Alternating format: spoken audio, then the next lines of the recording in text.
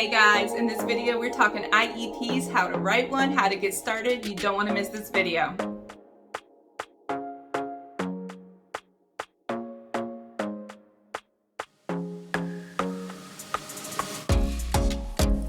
Hello, welcome back to my channel. My name is Rachel from the Behavior Check-In, and I am a behavior teacher in Florida. And today we are talking IEPs. This is IEP 101. So I'm going to go over the basics. It's not going to be crazy in depth because every state and every district has different requirements for what they want to see in their IEPs. But there are a few basic things, basic truths that you need to know under IDEA when you are getting started. So I am going to cover those things. If you have questions that are maybe something that is consistent with your own district, then you want to ask someone within your school. But the basics that I'm going to give you today will get you started, give you a basic understanding and idea of what you're going to be doing. So when I first started as a special education teacher, writing IEPs was something that really scared me because it is a legally binding document and I didn't want to mess it up. I also know as a student who had an IEP and as a parent of a child with an IEP, how incredibly important it is to get this document right because it is what allows these students their accommodations and their supports in order to be successful. So I took my job very seriously. I was very scared to write my first IEP. So I thought in my new teacher series that I would go over the basics of IEP writing so that you kind of had an idea of what you were starting with and how to get familiar with it. So let's go ahead and get started with the very first part of the IEP. So you're going to start out with an IEP and you're going to start out with a title page. This isn't anything scary. This is basic information that you can get on your student, usually through your student service program. It's going to have their birth date, their address. It's going to have their parents' information. It's going to have their student ID number that they use through the state through their IEP. That's all the stuff that sometimes is pre-populated based on your system. Sometimes you have to fill it in yourself, but it's pretty straightforward paperwork. We also want to make sure that we have that done, that all the information is correct and up to date. Sometimes students move around, sometimes custodial parents change, and those things you want to make sure are documented correctly within the paperwork. So that's what you work on with the cover sheet. Now, the next part of the IEP that we go ahead and get started with is called the PLAF or the PLOP. This is the present levels of academic performance. This, in my opinion, is the most important part of the IEP because if you don't get this right, it's going to kind of mess up everything else the whole way through. So I always tell people that this is what we write first. We write the present levels first. We don't go into the goals, the accommodations, or anything like that because you don't really know. And I think working backwards is harder. For me, it's easier to get this out of the way because this is the part of the IEP that is going to take you the longest to fill out. So the present levels is where you're going to list the student's strengths and weaknesses. Present levels are going to be based off of the student's current diagnostic data. This could be from any testing that you might do within your district, state testing, iReady testing, eligibility testing, IQ testing, all of those things that they did. If you're getting a new initial IEP, you want to make sure that you're pulling your information from the student's eligibility packet. So that would have all the psychological evaluations and testings that they did. That would have in all of the current levels of functioning that they had written by their teachers through their teacher input. You want to include this. So you want to make sure that you include the areas that are listed in the different domains. So you're going to have academics. These are all different. Let me preface, I'm going to be very vague on this because not every place looks exactly the same. But in my experience of working in 3 different states, this is what I saw. So you're going to have your academic area that you want to write in there. You're going to write about what the student can do, the present level of what the student can do. So if the student knows all their multiplication tables, you're going to list that. And you're going to list off of what assessment or where you got that information from. That could be from a teacher assessment in class, student classwork. That could be from their iReady assessment. I really like to have multiple sources that you can reference it from because if you go off of just like say iReady diagnostics. Sometimes kids get lucky, sometimes they phone it in and it's not always accurate. So I think it's really good to have assessments that teachers have done with the students, just baseline assessments of what their current levels are if you haven't worked with the student before. So you're going to indicate in there what they can do in math, what they can do in reading, writing, that sort of thing. Then you're going to have social emotional. This is where you're going to talk about their strengths behaviorally. Do they make friends easily? Do they pay attention in class? Are they able to turn in assignments on time? Those are the things that you're going to want to indicate on there as the strengths. Of course, you're going to want to indicate the strengths first. So you're going to have the social emotional. In the social emotional, you're going to want to indicate how they are with their peer group, how they are with teachers, how they manage conflict. If things are going well, if they are able to keep up with same age peers, then you would indicate makes friends easily, is able to participate in age appropriate activities appropriately.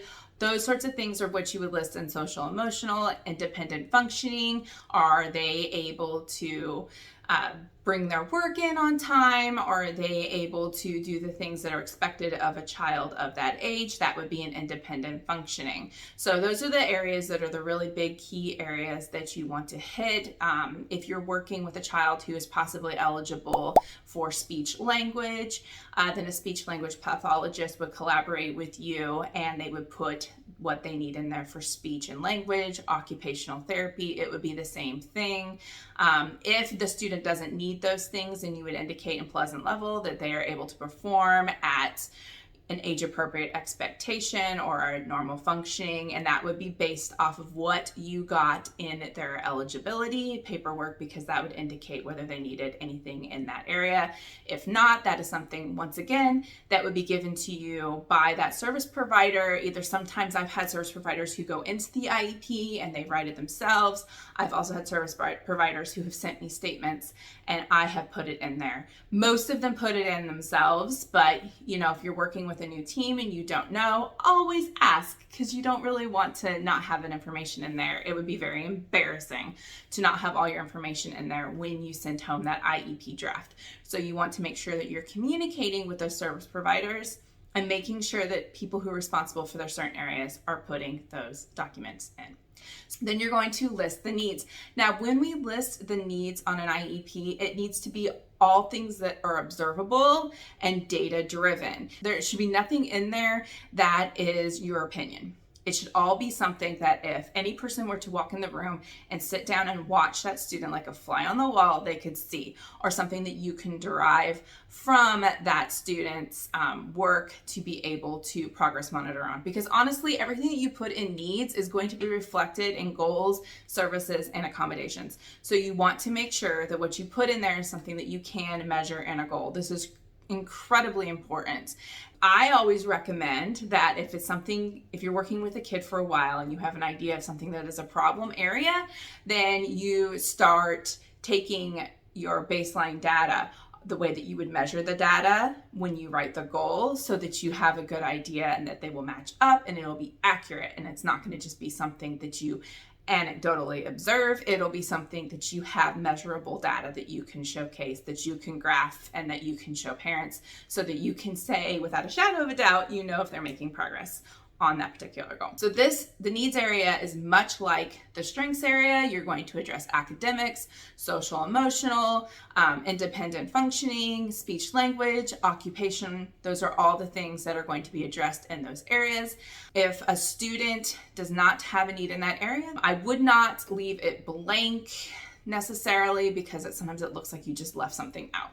I think the best thing to put in there would be student is functioning at an age-appropriate grade level expectation, or student does not require services in this area.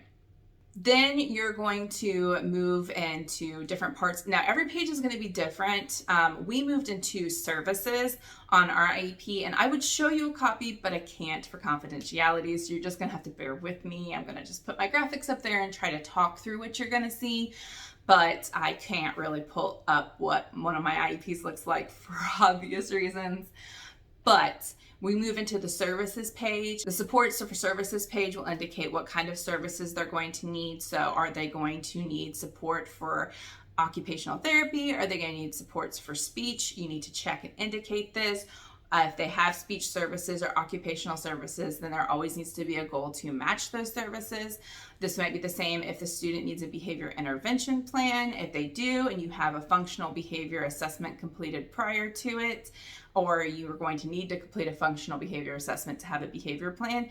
If you have those things in there, you have a behavior plan, you need to have behavior goals that go along with the behavior plan that are tied into the functional behavior assessment.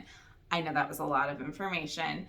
If you need me to, I can go ahead and do a separate video where I talk about functional behavior assessments and how we tie them into behavior plans.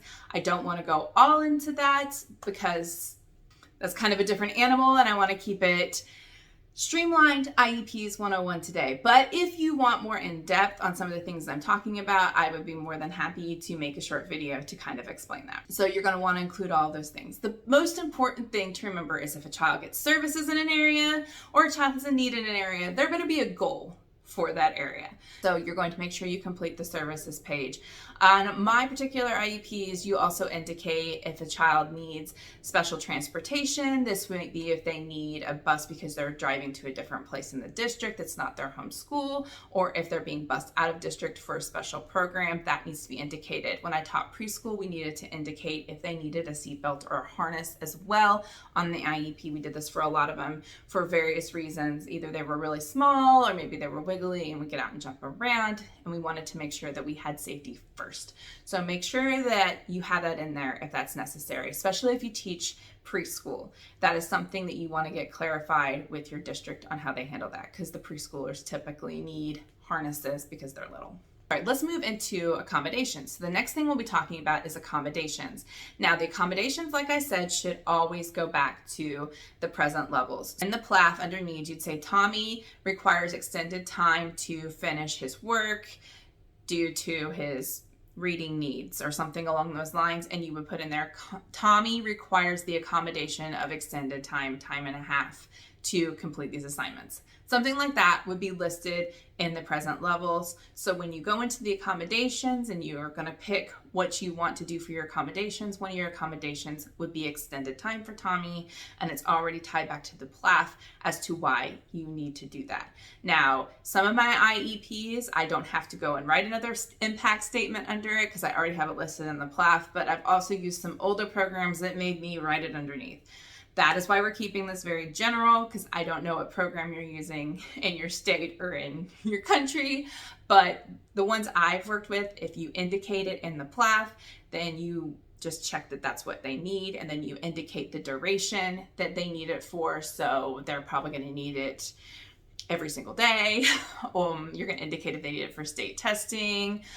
If an accommodation is an everyday accommodation, it needs to be listed for state testing, and you can't just list something for state testing. So a child can't not get extended time for any other time during the school year and then all of a sudden get extended time during state testing. Like, that is not okay. It has to be accommodation that they do use regularly, not something that you're giving to them just for state testing. So be mindful of that.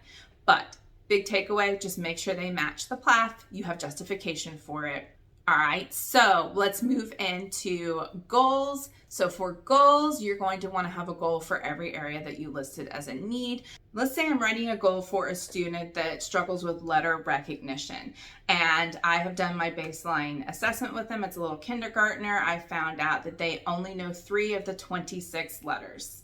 So I'm going to go in and write a goal for the end of the IEP date or the end of the school year, however your school does it, whatever comes first. I've done both in both districts, but I would write my end date. So by whatever your end date is, when given, so you're going to list the conditions that it's going to be under. So maybe it's when given a field of 3 letters, or you could say when presented with a flashcard, or when presented with letter drills, or however you want to say the conditions that you're going to do it.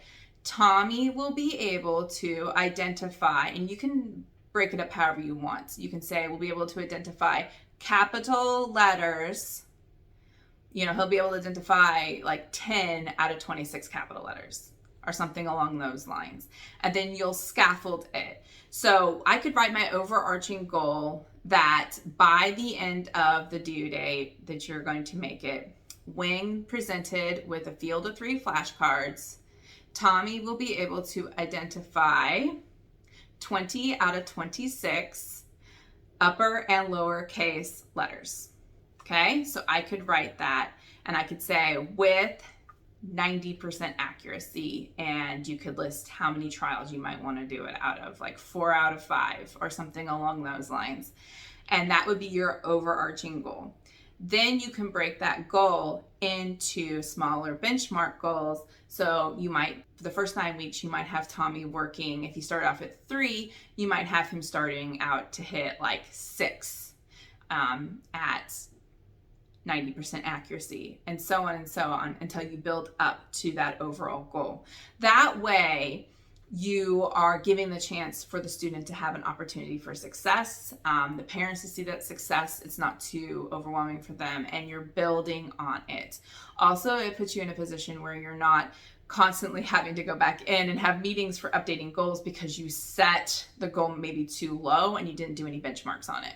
Because it's going to take time. We all know how children learn and how people do any kind of goal. Like if you're running a marathon or something, you're going to do it in little chunks and you're going to set little goals and benchmarks for yourself. So it's the same with the students when you write the IEP goal. So you're going to do that for academic, behavior, whatever. Now I kept it very generic with like a letter recognition goal. Things get a little bit more complicated when you're getting into upper level, grade level goals, especially if you're talking about like writing or math skills, but you want it to be the prerequisite skill that the student needs to be able to reach the grade level standard. So if it's an algebra and the kid is taking algebra, what do they need to be able to understand to be able to do algebra?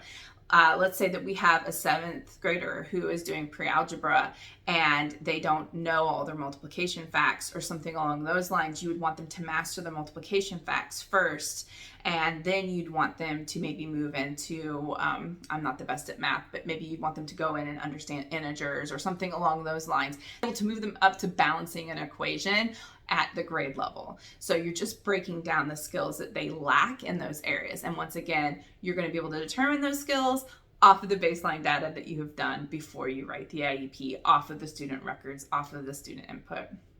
Another important part to the IEP that you will have, of course, that you should always include is parent input. There will be a spot on the IEP for parent input. One thing that I like to do is I like to kind of pre-conference with my parents while I'm writing the IEP, get a sense of what they want for their child, what they want to see. If the child's younger, that's what we normally do. And we talk about things, get some ideas of what their concerns are, what we really need to look at, and how we can help that child. That really does help you write the IEP when you have those conferences with parents. Another thing I do is I conference with the student. What do they want to work on? Where do they think their strengths and needs are? What are their ultimate goals? What do they want to do when they grow up?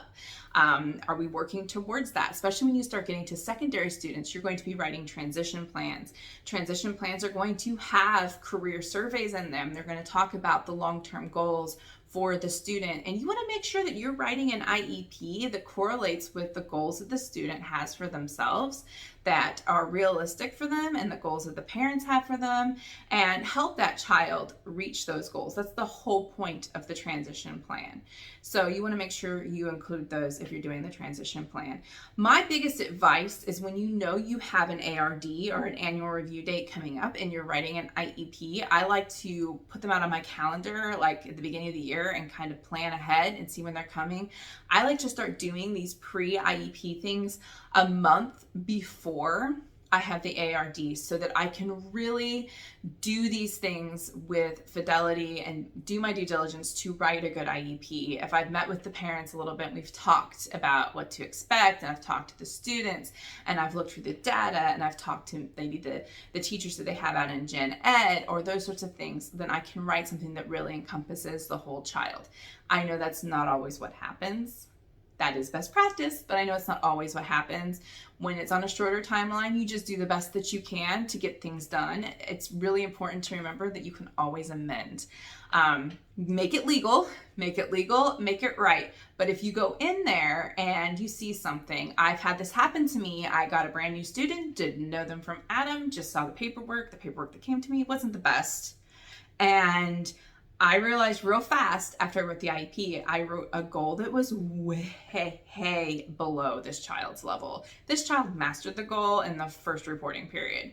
And part of it was I didn't know the kid very well. This happens a lot in behavior. When I was meeting this child and doing baseline data with this child, they weren't giving me anything because we had not built a relationship. Once we built the relationship and this child started to work for me, I realized that this child was way more capable than what I initially thought and what my previous data and paperwork had shown me. And so I just scheduled an amendment meeting and we sat down and we changed things around. We fixed goals. I changed in the data. Amendments are a completely different thing. We can talk about that in another video if you want to, but don't be afraid to do amendments. It's a working document and parents can bring forward anything they want to change or have concerns about. Anybody on the IEP team can, teachers, service providers, gen ed teachers, if they feel like something in there is not working or maybe they found new information. And that is totally okay. So don't feel like sometimes you have to have everything perfect the way it's going to be forever right out the gate, because that's not how it works. We're working with human beings and things change. So keep an open mind, and sometimes we have to write things quickly to be compliant and get them done. But if new information comes to light as we get to know the student more, we can always go back. And in fact, I encourage you, that would be best practice, to go back and change it and make it accurate so that it truly reflects the child.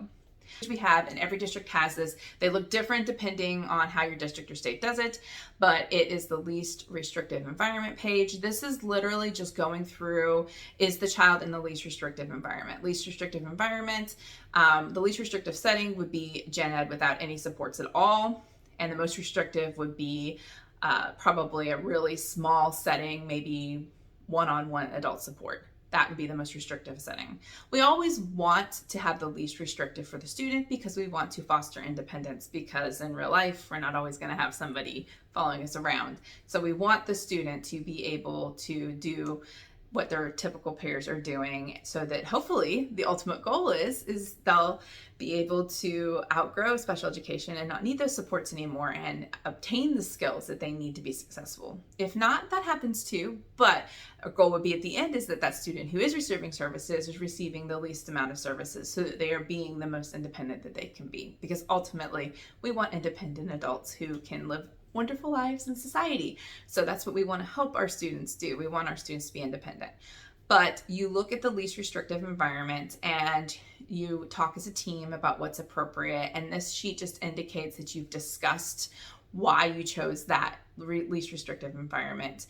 And possible harmful effects of it. Harmful effects of the least restrictive environment of maybe a self-contained setting would be that they aren't out with their same age general ed peers as much. They are in a small setting. So that could have a harmful impact on, maybe they're not with all of their peer groups socially. Maybe they feel like they're left out, those kinds of things. LRE just kind of talks about what they might be missing out. It also talks about what they get to do with the general ed peers as well. Talks about how much time they spend in general education settings, what classification that has them at. So LRE is very important as well. It is something that should be discussed at every IEP meeting because things change. And I, as an IEP student, had a more restrictive setting. And as I moved throughout my educational career, moved to my least restrictive setting by the time I was in high school, where I had an IEP with accommodations and supports, and I was more consultative. So that means that my case manager checked in on me, made sure everything was going well, but I didn't have to have constant supports. I didn't have to go to a special setting classroom or that sort of thing. I didn't have to have an aide come in and help me. I more or less was doing things independently. They were just ensuring that I was getting my accommodations at that point and that I was doing well in those classes. And if I needed support, I could always go back and get more support. So that's very important as well. Of course, you always want to make sure that you get your signatures. You want to make sure that before you start the meeting, your parents get their parental rights. They have them explained to them. It's very important. You shouldn't be afraid of that. I think it's good for all of us to know the parental rights for the parents because we want to do the best for our students and for our parents. So I know this was a lot, but it was basic rundown of IEP and IEP writing. Like I said, I can always get more in depth on certain things if you want those things. So to end this video, I just want to drive home some really important things that I think all teachers need to remember when it comes to IEPs and IEP meetings. First, make sure you give the parents plenty of notice. I recommend at least 2 weeks of notice for each meeting, and sometimes more if you can, because you want to make sure that the parents are in attendance and that you send home a paper notice. I also phone call, emails. I send home everything because I know as a parent that sometimes things don't get given to me from the backpack. So I like to know that things come to me. A lot of times too, you'll notice, always make sure that you call their parents, because I've had a lot of students that get a note from school, and this is heartbreaking, but they get a note from school and they think it's a discipline thing and they don't give it to the parents, and then the parents never know about the meeting. So I always call the parents. I tend to send them emails as well. I'm very lucky in my district. We have someone who schedules our meetings. It is a huge blessing. But when I had to schedule my own, I always called them in my pre-meeting, told them I was working on their child's IEP, and that's kind of when we would discuss all of that stuff. And then I'd usually send home a paper notice, tell them it was coming, and then I'd usually give them a follow-up email just as a reminder, as a courtesy, because we're busy and we forget. And I would do that so that my parents could attend. And you want to try to send a draft home. I think it is definitely best practice to send a draft home, especially if you're planning your IEPs out ahead of time. Make sure that you're sending home a draft to the parent. Make sure it's watermarked with draft, and make sure that you let them know that this is just a draft. It's a working document. Anything can be changed. You're just giving them this as a courtesy so that they understand what you're discussing. Most parents appreciate this. I've had some parents who've come in and it derived a lot of discussion about services and accommodations, and it was just nice because it really did help them feel like they're part of the team. I know as a parent, a lot of times you walk into an IEP meeting and you just feel like it's you against the school, and it can be very overwhelming.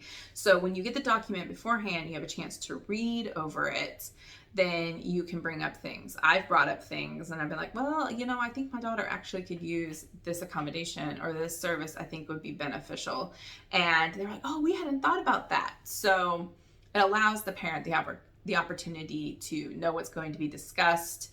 Also, to bring an advocate if they need to. Don't be afraid of advocates. Do not be afraid of advocates. Parents are just doing what is in the best interest of their children. And just do your job the best you can. Keep it legal, keep it honest, and you really shouldn't have anything to worry about. And a lot of parents get advocates because there's a lot of acronyms and there's a lot of legal things, and they get scared, and it's their child, and rightfully so, and they don't understand it. And so they bring someone in to help them understand it. But I know I usually work very hard to make sure that my parents understand and that we have an open line of communication so they don't necessarily feel like they need to bring somebody else in. But if they need to, I completely understand because I'm a parent and I get why you would want to do that. But anyway, so I'm going to end this video here. Thank you so much for watching my video. I really appreciate you guys stopping in. If you have any questions, comments, or anything you want to leave down in the comments below, let me know. If you have anything that you want me to address any further, you can also let me know in the comments, or you can DM me on Instagram. So thank you so much for watching my video, and I will catch you in the next one.